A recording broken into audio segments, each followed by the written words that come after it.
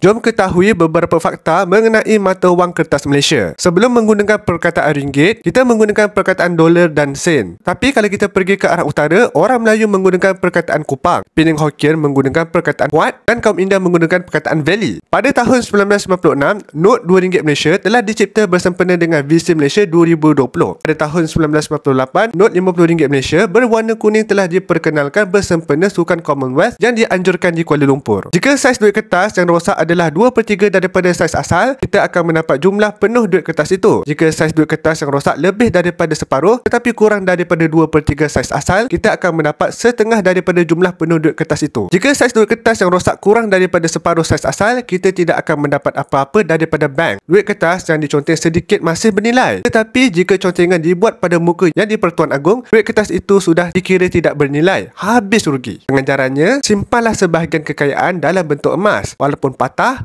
kemik, calar ataupun debu sekalipun, emas kekal bernilai dan laku untuk dijual. Semoga video ini bermanfaat dan jangan lupa follow saya untuk info lanjut tentang emas.